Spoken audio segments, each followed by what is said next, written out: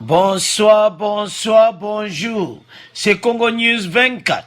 Chers téléspectateurs, comme toujours, avant de commencer notre émission, nous disons merci à Dieu, nous disons merci à nos chers abonnés et téléspectateurs qui nous suivent partout dans le monde et en RDC. À l'ordre du jour, chers téléspectateurs, année de l'action Bande Korangai. Fachi vient de frapper encore. Et puis les USA sont très contents. Les États-Unis sont très contents. Kanyama a longé na poste bandeko. Il vient de quitter son poste de commandement de l'école de la police. Donc, balobaki ke 2020, baza kokende moko na moko, tout baza sous sanction américaine. Alors, Fachi alobaki, ke mbula oyo ba ne action. Ba américain baza très content de développer une émission na biso. À nos chers téléspectateurs, toko loba lisu bandeko e yindi na Assemblée nationale. Eza somo 400 000, comme le titre le dit, 400 000 $ de pension pour les ex-présidents de l'Assemblée nationale. 400 000 $. Et pension, il y a Minaku, Boshab, Kamere, Batouan, tout bazaki ex-président de l'Assemblée nationale. Masolo oyo Fachi akutaki na mesa. Bandeko, eza ya kuyinda na mission oyo. Soko yoki ba détail, il peut sabino passi, mais bandeko, toko développer une émission na biso. On va parler encore chez les téléspectateurs. Il y a Otolobaki, il y a tentative de la balkanisation. Arrivé, il y a 1500 Burundi. Confirmation et pesami. Alors, Boyeb Sabandeko était émission à M. Bandi. Quand est le Bakama, cela qui toko Boyeb la connecter était émission à M. Bandi. Alors, commençons avec le premier point. Alors, chers téléspectateurs, premier point d'abord, Eza Oyo et Bomimboka. Oyo, il y a arrivé, il y a 1500. Oyo loba qui lobby. Le loba confirmé était retour à l'expéditeur et Salami. Tokoyo qui interview à gouverneur, il y a Nord Kivu. Ndenge nini Batouana Bayaki. Eza mawa. Eza mawa. Yango Kankonde a outuko zo koute message dans l'Assemblée nationale pour Nayango. Alors déjà ni beko se pesamaki retour à l'expéditeur. Au sujet de l'arrivée à Goma d'environ 1500 Burundais, ces Burundais ont été retrouvés aux alentours du lac Vert à Goma. Bakutaki bango pembeni ya lac Vert à Goma. Bazo kota ndambu. Ndambu. Tentative de balkanisation do basala mboka na mon kota lac Vert na Goma. Bande ko bolanda. Ndambu bakoti. Ndambu bakoti. Baeko komake, baeko koka bango nyonso 1500. Mboka na bino kako 1500. Bakoti na bango pe. Mais ce n'est pas possible.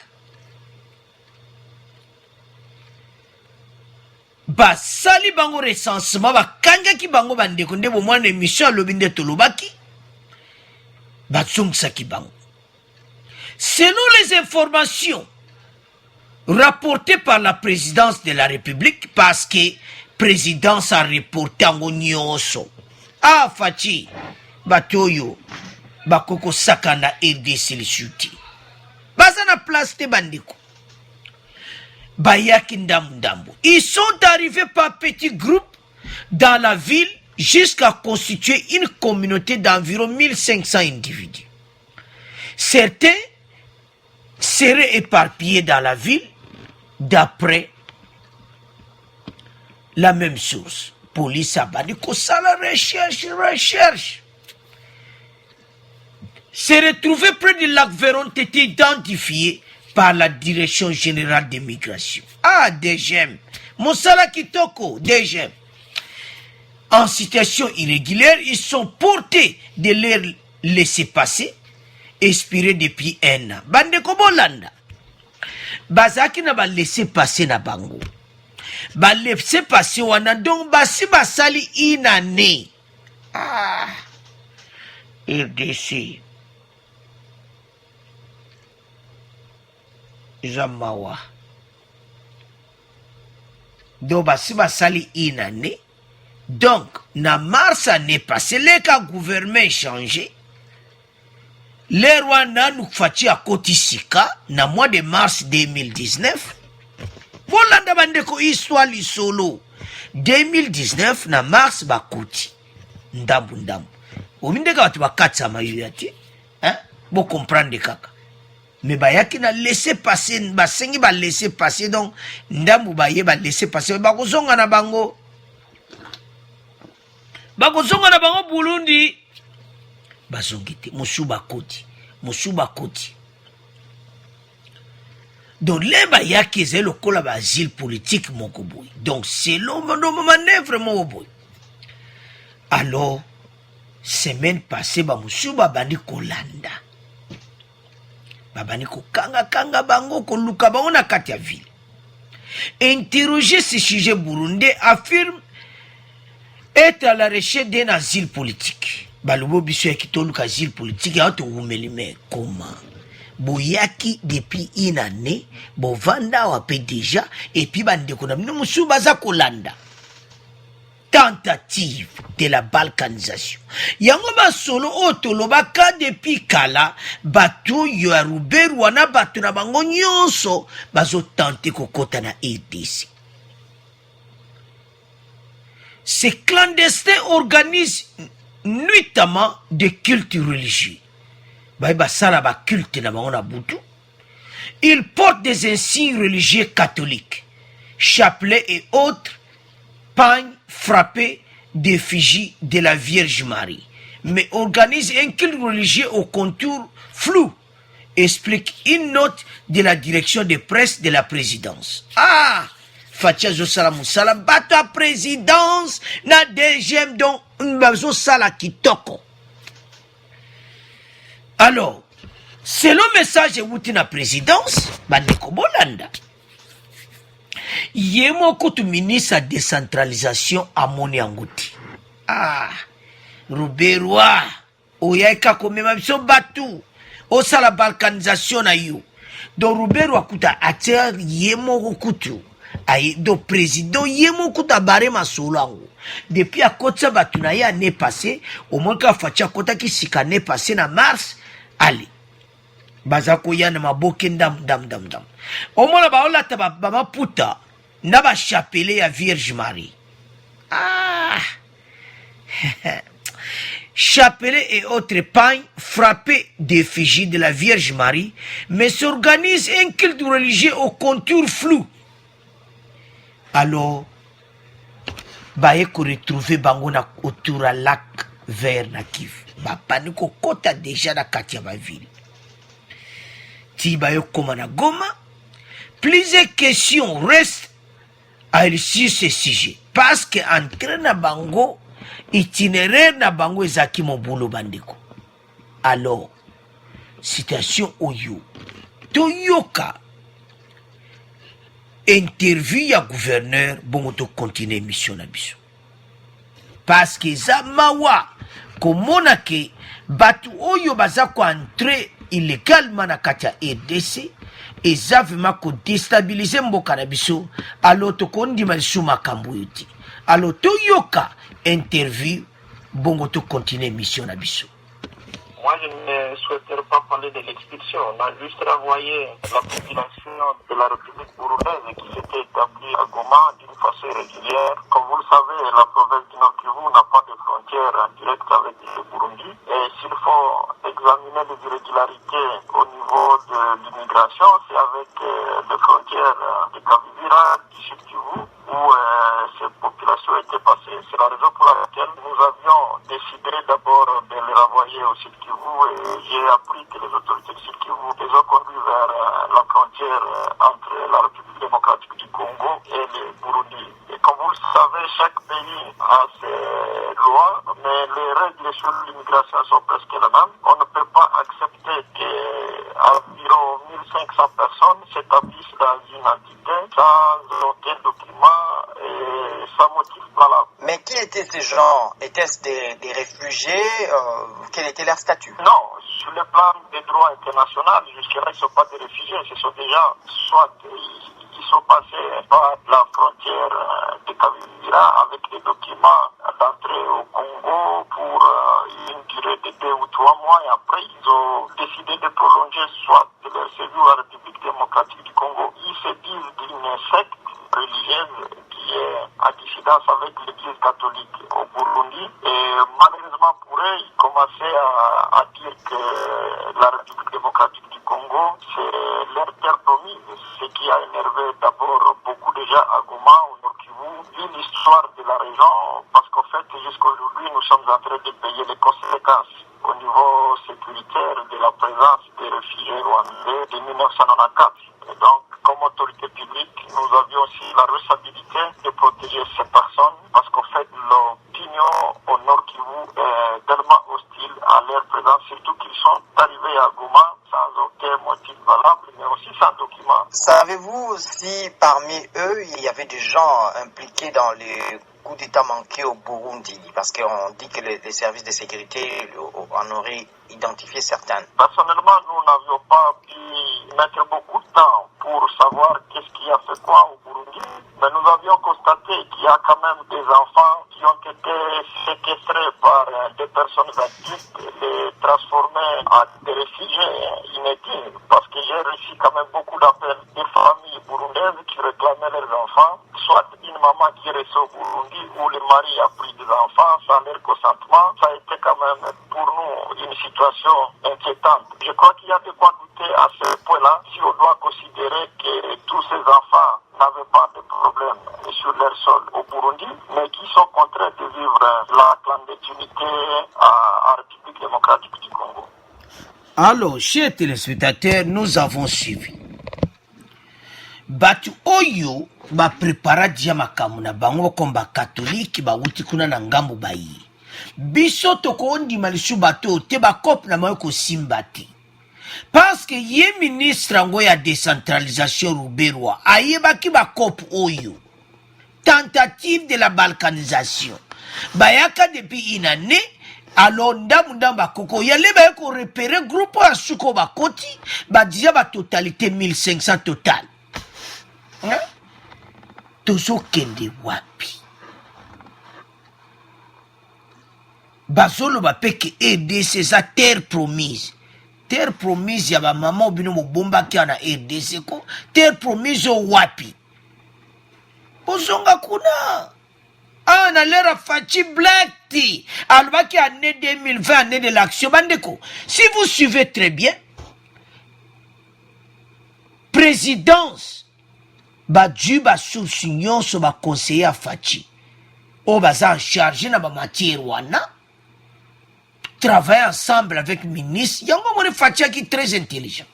Pour adjoint qui pose son ya ministre de l'intérieur. Ce qui ministre de l'intérieur azaki muta FCC. Bandeko nangai. Merci. Kankonde musala kitoko. Tozo yana point suka kuna. Oye yindi. Oya kanya makuna ba américain bazanesi. Donc batu oyo bazako ya kovanda na EDC bavanda libela. Depuis ba kotela ibiso na lera musée.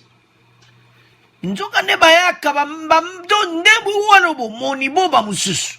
Mon pays na biso.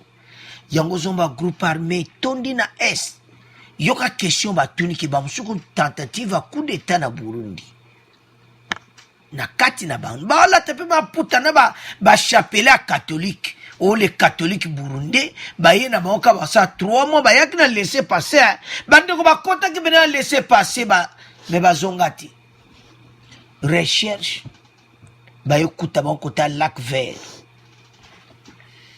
déjà baza koinstalle na kati ya ville babandi koluka bango ti bakangi bango alors masolo na bino esili bakope na bino esili bozongi mboka na bino alors tuboye confirmation ke mena baza na frontière bazobongisa déjà bazobongisa pour le moment basi batikaki Bukavu ne émission alobi toloba bino ke bazalaki na Bukavu alors lelo toye koconfirme bino ete batiki Bukavu baza mena na frontière retour à l'expéditeur.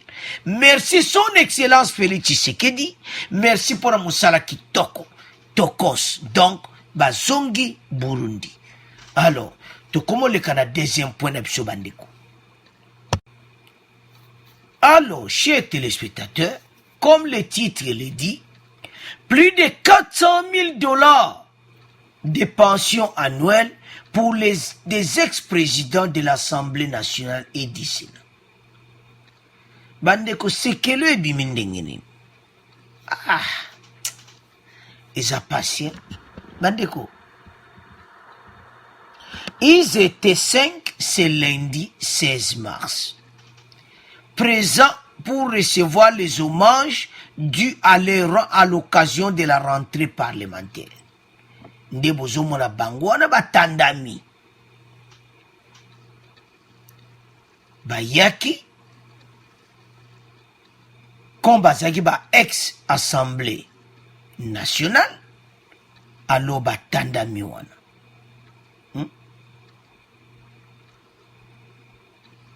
Ezali oyo kaka na pasi na mawa.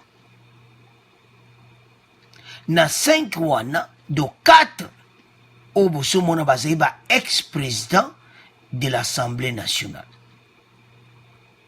Et puis on vient de confirmer que Rouberu azali pe vice-président.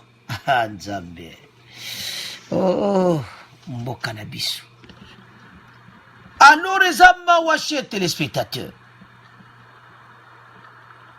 que batu oyo nde bozomo na photo wana côté gauche wana bango 4 ba ex président de l'Assemblée nationale Minaku Boshab Kamere bandeko na Thomas Louaka et puis na mopanja mosingo ezali Rouberu.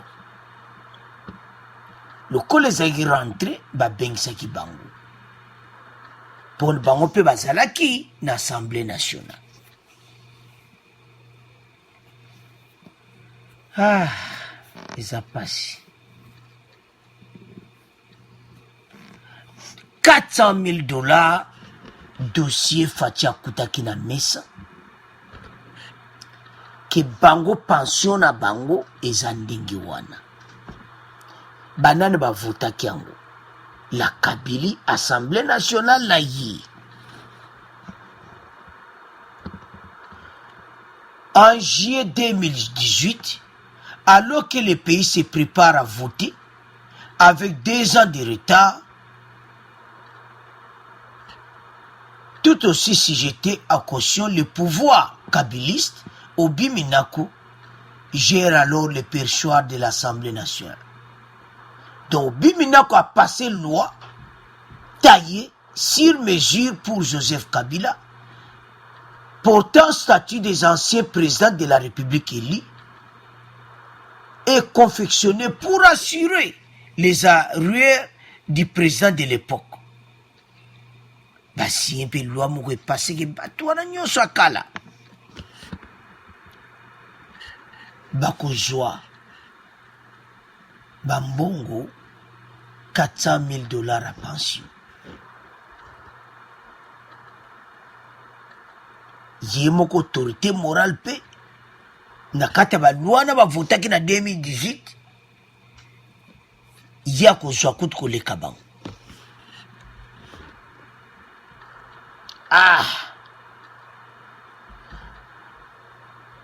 Obimi n'a formé chez les Jésuites et les Salésiens, n'a pas oublié la parole de Saint-Pierre, qui veut que charité bien ordonnée commence par soi-même. Donc, Obimi n'a quoi ba nommé yango. Donc, bango tanka bazo longwa. Ndinga zawana. Donc, voter loi prévoit les avantages et les devoirs reconnus aux anciens présidents des deux chambres du Parlement.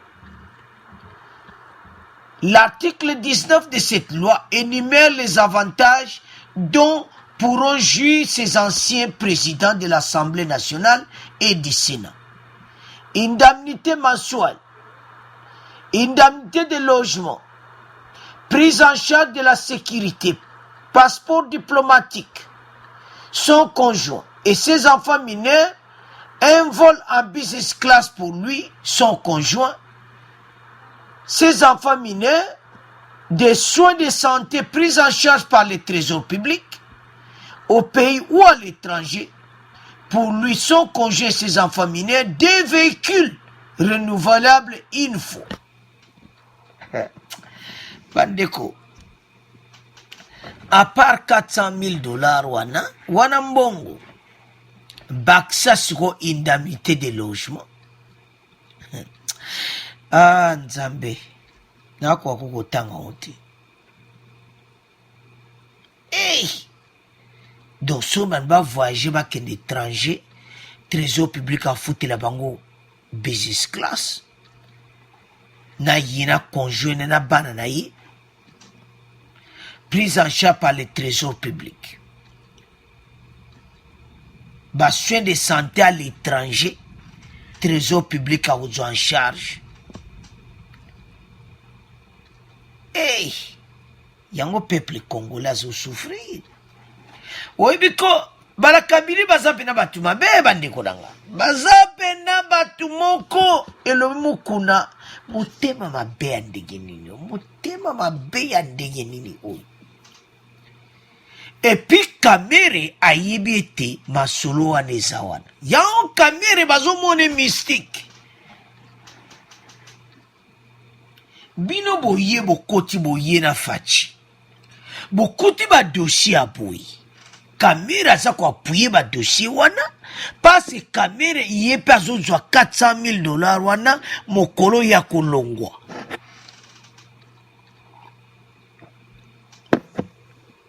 Je m'excuse, mon corps lourd. Donc, Kamere peut toucher qu'à déjà yango. Nene, dossier fatia kutaki na mesa. Donc, ba vota ba indemnité o nyonso. Peuple azo kufa kuna. Yango bozomo na fatia kuti ba dossier moko mobulu na mesa.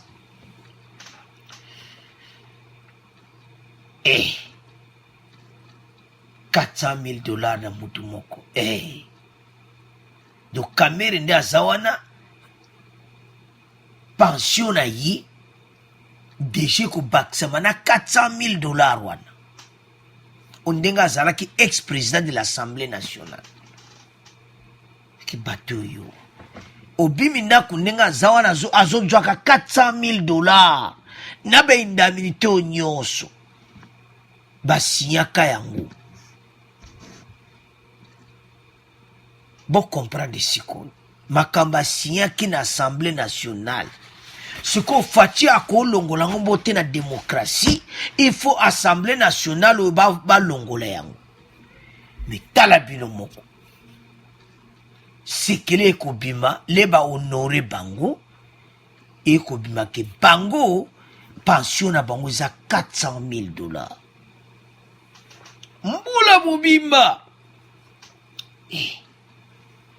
Mais nazo pesanga na vertige. À peu près 30 000 $ par mois.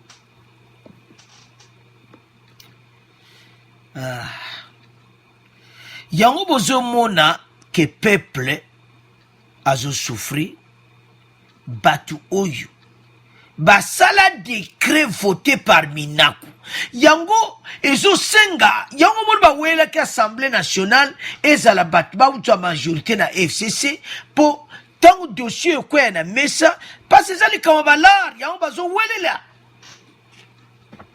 pas dissoudre parlement oyo peuple congolais omona 400 000 $.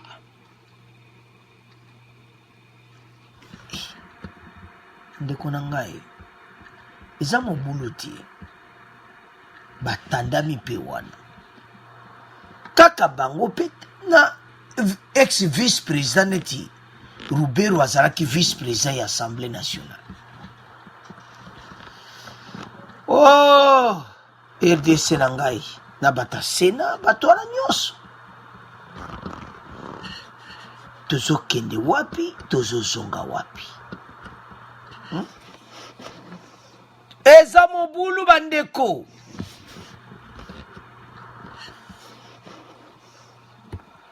Donc na ndenge masolo ebetami na ndenge masolo eyokani ezosenga ke bakongole bapesa message na bango ete mbongo wana bazwango lisusu te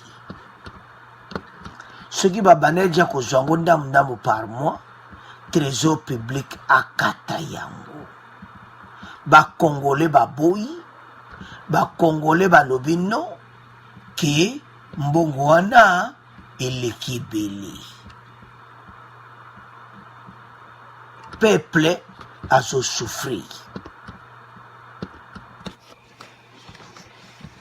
Ah, la charité bien ordonnée commence par soi-même. Donc Minaku yango asalaki yango ayebi ete ye azawana ye fo azwa mbongo nde bozomona wana bango nyonso wana na mopanzi epi Rubero azalaki vice président ye pa kozwa ye pe pension bapresentaki bango na ouverture ya nde bozomona photo wana ya assemblée nationale ndenge bazongi mosala barande bato wana nyonso akala manana asa makambo oyo bato ya FCC bokozwa mbongo wana lisusu te bazokata bambongo wana alo peuple amoni yango bokozwa yango lisusu te basi peuple aza besoin à s'en sortir bino bozwaka mbongo bwe 400 000 $ pension annuelle na mutu bokozwa yango te alo faci peuple lokola bango bavotaki en assemblée nationale ezosenga ke masolo assemblée nationale edissoudre kaka eza mawa alors totiki ona bino bandeko bopesa bacommentaire ete masolo oyo bato oyo tu yango faci ezosala epasi kokuta badossier ya boye basi bakata eza na kati ya nzambe ndeko eza mawa eza na kati ya manifeste donc deja esalama basinya ezosenga kaka assemblée nationale bavandela yango lisusu ale alors sikoyo na assemblée nationale sikoyo bakorefuse yango majorité eza bata FCC alors totika na bino mpo ezosala pasi toke na dossier oyo Faci vient de frapper Kanyama bandeko. Alors chers téléspectateurs tokomi na dossier oyo Faci vient de frapper Kanyama baaméricain bayebisaki eke tant que bato wana bakolongwa te biso tokointervenir te bazolongwa moko na moko etikali batikali so mibale boye ubie misato il faut bango tu balaye na kati ya police nationale donc na armée Faci alobaki e malembe malembe les USA est satisfait donc bato wana ezosenga sikoyo ke bango nyonso balongwa bongo beni ezala libéré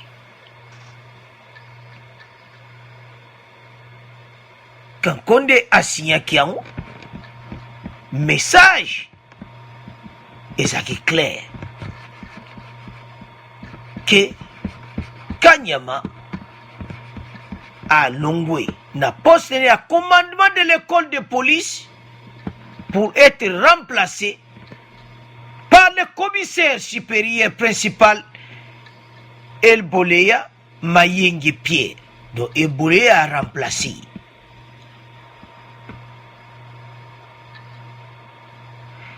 C'est du moins, c'est le qu'on peut dire qu'à l'instant, le vice-premier ministre et ministre de l'Intérieur, Kankonde, a signé un arrêté était Batouana, mais bien que vous t'avez dans l'école, Kankonde a signé yango, était Kanyama il faut quitter. Et ça qui est mon côté, belle balongo libango, donc na kati, donc remaniement total na kati à la police. Alors bandeko, patu o yango yo États-Unis azoko sepela.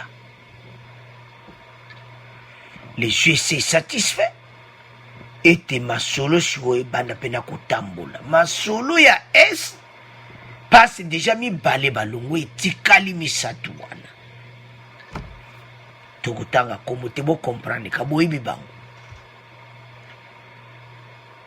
Ben filtré batouana nyoso batikali basako kende. Chers téléspectateurs, so tali histoire ya batu oyo. Ba américain bazana raison. Parce que so tali pendant les 18 ans, bandeko ba congolais belé balela bandeko na bango. Alors ndeko moko tango Kayimbe akufaki bandeko ne baza kolela. Ndeko mo alobi bino bozo lela wana yeka mutu moko akufi me biso toze belé to kufa pendant 18 ans. Na ndenge makambo eza kokende. Parce que remaniement salami na niveau ba police ezo kene siko na armée pe ko salama. Ata mutu na bango FCC azakuna eko salama.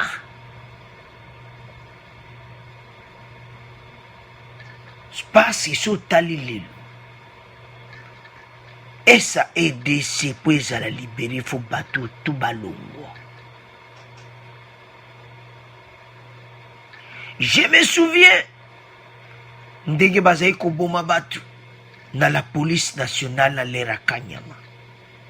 Bande ko na biso baza ko kufa. Lelo to komi wapi. Et sili wana te ndenga zaona za mal à l'aise. Tant balongolo ka pété wana comme simple citoyen. Beaucoup yoka ba dossier ko bima. Ba américain ba koyana ba dossier. Bientôt beaucoup yoka. Vous vous souvenez? Kayimbi a été aussi suspendu. Kaka Boya Longwe. Quelques jours après, Toyokinini a mis boum. Parce que ma solo il y a Kolanda. Si vous Kanyama Longwa azali sous-souté. Vous comprenez ce que Bankou Bate Bele Bazana ba dossier na yi. Pour le moment déjà bazako beta donc ba avocat bazo beta ba dossier donc pour le moment donc tribunal la grande instance kala teza kuinda donc Kanyama devant la barre do masole koya a comme simple citoyen yango ba balingaka ko longwa ti parce masolo monsieur Kolanda facha ibse biro motika justice asa musana malembe ah bande ko romba tonga ki ona mukolo moko ti fatia lobby azo ya na calme 2020 année de l'action. Fachaza très intelligent Salaki quand il est arrivé au pouvoir. Avant il n'est calme.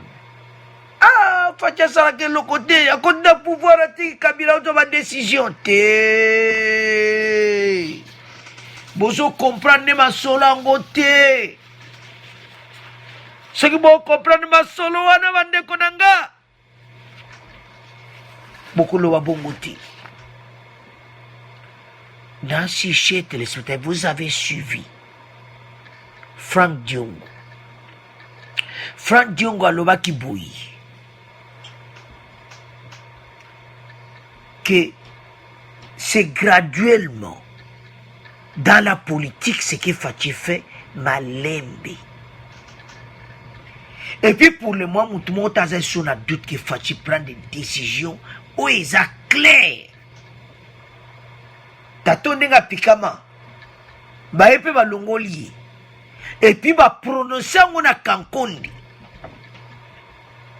Que alongwe a kusalishu na poste wanate ba remplacer ye na commissaire supérieur principal Eboleya Mayenge Pierre comme commandement de l'école de police qui était dirigé par Kanyama. Motemezo beta pou. Asoye baso nete ndenga zawana a comme citoyen simple.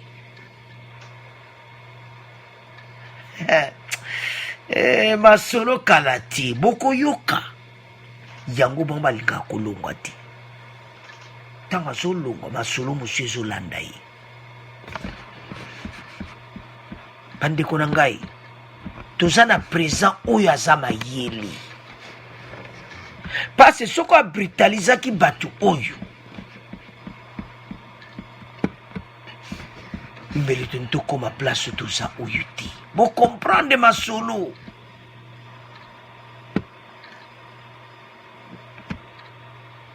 To comprendre ma solo.